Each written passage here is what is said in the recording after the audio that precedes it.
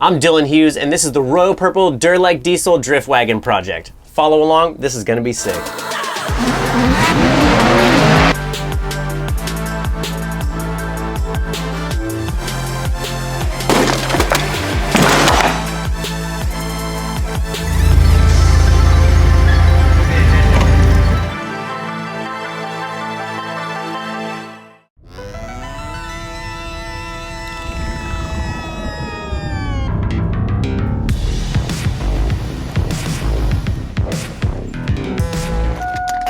No idea where we are, but we're getting a 46 wagon, hopefully.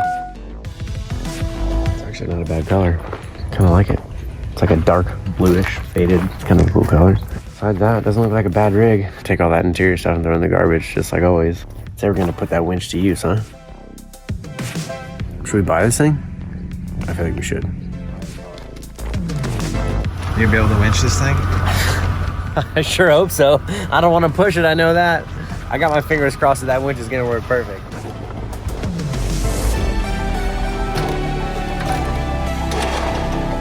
I'm sure there's only like 27 rattlesnakes under here.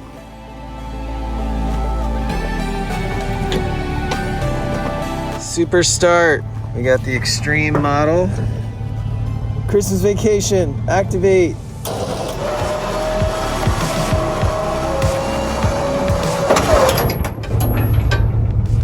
What do you think that was? We're doing it again. We're building another BMW drift car. This one's gonna be a little bit different. So we got this chassis. It's something that's a little bit different. So my E46 is a 2-door, so almost like pretty much it's an M3 now. And this thing is not. This is a 4-door. And the reason that we're gonna do that is because I wanna put 4 seats in it, make it called what we call a party car. So with 4 seats, we can take 3 people for rides at a time. Basically just stoke everybody out, go and run some demo events and go and have some fun with it. So a little history about the car. It was something that we found on Facebook Marketplace. We were just searching around for one, basically for a donor. I didn't really care if it ran to begin with. I just wanted something that I knew was a nice and straight chassis to start with, something we could take apart and make awesome. All right, let's start up.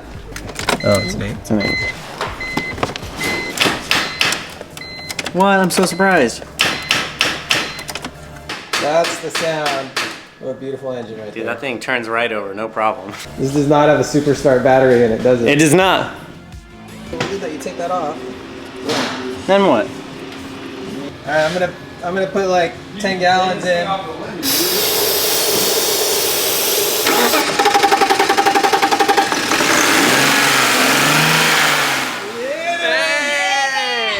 My brother, Noah Nelson, and I have been ripping this thing apart. Filled our entire dumpster almost twice with the amount of stuff that we brought out of this car, which is pretty unbelievable. But that was a pretty fun process pulling it apart. It always is. It's satisfying work. It's just like ripping stuff apart. It's never going back together, so it doesn't really matter. Perfect! Light it up, mate!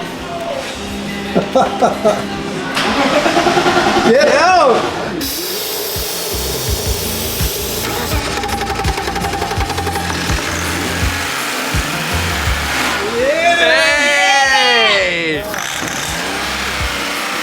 And then, so it being a 4-door, it is slightly different in the sense that it is a wagon. And I thought that that would be cool just because based off of looks. I saw a couple of European guys that had diesel drift wagons and I just thought it looks cool. You know, most guys stick to like the coupe style. Maybe some dudes run 4-door cars in Formula D, but I really thought the wagon was just gonna be over the top. And since it is gonna be a party car where it's just taking people for rides, I thought that it would be really cool just to try and do something unique.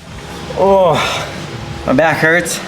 Not too bad though, luckily, but making some pretty good progress on this thing. We ripped a lot of stuff out of it, but looking good. I like the chassis, seems pretty clean. Apparently it's got a salvage title, so got a little whacker-do right there in that back corner, but can't really tell. The hatch is okay, the body panel's okay. We're gonna put some fenders on it, and I'm probably gonna hit it on the wall anyway, so it doesn't really matter. So tiny little bit, but it's been like straightened out and pulled back, so it looks okay. But got everything all torn out of the back. Like I said, sick chassis color and perfect owner.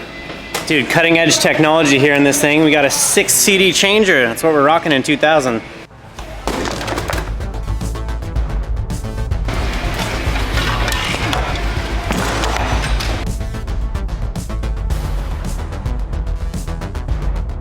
Well, First day done, got all of this crap out of the car and on the floor. It's still, I've done this many, many times. It still blows my mind how much stuff that they're managed to shove inside of a car. But I mean, it really wasn't too bad, right? Yeah, I mean, we tore it out pretty quick. We tore it out pretty quick. We were kind of going full YOLO when we were taking everything apart because I don't really care. But stoked to have it done. It actually looks really good. Chassis looks sick.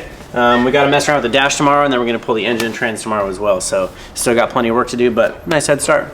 We got some airbags. We got some airbags to blow up. What's up? You gonna sit on that thing? Let me light it off? I'll sit on it. You heard it here.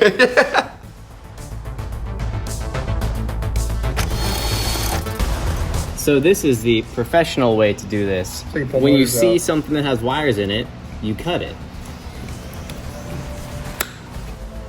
We're getting this OM606 engine from England.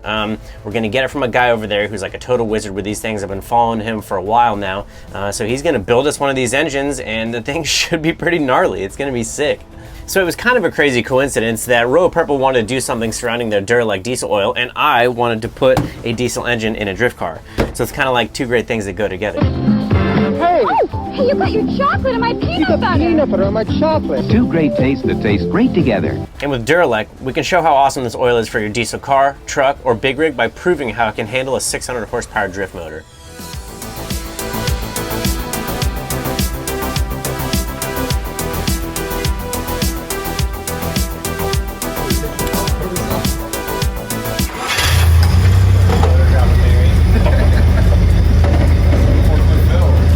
Tips when you're cutting fuel lines with wire cutters, as you know everyone does, you pinch them off with vice grips to make sure they don't siphon themselves empty. This won't cut. Hey,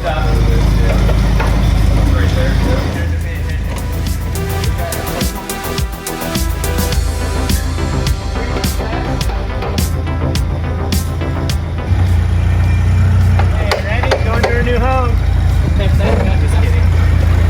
181,000 hard miles. Dude, well, welcome to your new home, little fella. You don't have any hard miles anymore. Diesel engine's weird, wagon's weird, four-door's kind of weird. It's gonna be rolling black smoke, and if you go to a drift event, you'll never see a diesel drift car there. Not really anywhere in the States that I could think of. So we'll definitely be the sore thumb sticking out there, which is kind of the plan. It should be sick.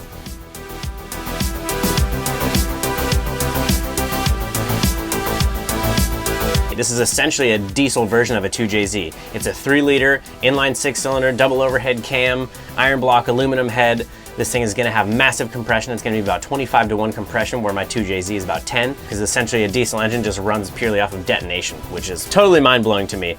So I am pretty stoked on this. I think it's gonna be pretty cool. It's gonna be different, it's gonna be unique. So we are gonna be taking this thing to SEMA at the beginning of November. And if I have it my way, we'll be driving it a lot sooner than that. But it is gonna be a full-fledged build. The thing's gotta be clean, just like my comp car. It's gotta be proper, and it's all gotta be my spec, if you know what I mean. I kinda have a way that I like to build cars, and I think my E46, my competition car, shows that. And now that we have the E36 as well, we just gotta have it nice and clean. It's gotta be simple, and it's gotta be beautiful. So that's what we're aiming for in this thing.